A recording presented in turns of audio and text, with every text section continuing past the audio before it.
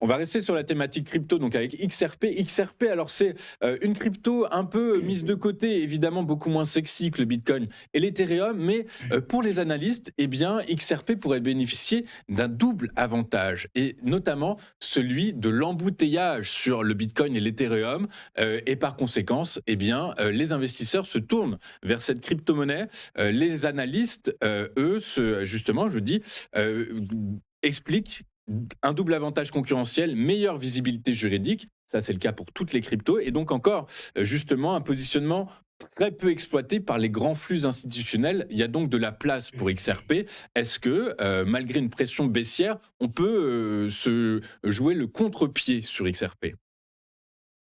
Alors justement, la régie m'a posé la question hier de pouvoir vous présenter un peu le graphe. Alors là, j'ai fait vraiment un détail assez, on va dire, assez peaufin. C'est ce que je présente souvent sur IVT d'ailleurs. Donc, je vais vous en faire partager puisque vous me l'avez demandé.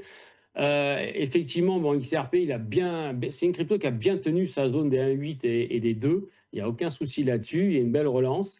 Hier, hein, donc c'est pas vieux, ça n'a pas 24 heures. Ils ont donné cette inversion de tendance. Ça a été fait en cassant les 2,28. C'est fait, ça déjà. Donc ça, c'est déjà un bon point. Bon, ils arrivent sous l'oblique baissière, puis il y a quand même une oblique baissière qui est bien ancrée. Elle a été validée pour le moment. Donc, bon, tant qu'ils ne passeront pas l'oblique, bien évidemment, bah, ça ne donnera pas l'accélération. Mais je vais rester confiant pour les achats. Pourquoi? Parce que le 10 octobre 2025, ils ont cassé un niveau qui n'a pas été pullback. Et c'est ce qu'on appelle une IPA. Hein, c'est une efficience price action qui a sur le graphe. Donc, ce niveau-là, c'est des ordres qui sont restés ouverts, qui vont demander d'être refermés. Ça, c'est un premier point. Ensuite, le départ de ce, on va dire, pseudo sell-off qu'il y a eu un peu avant le 10 octobre, c'est la zone des 280, enfin, 2,95, 3,05. Ce serait un beau target pour aller chercher un niveau de, si on venait à se passer à l'achat.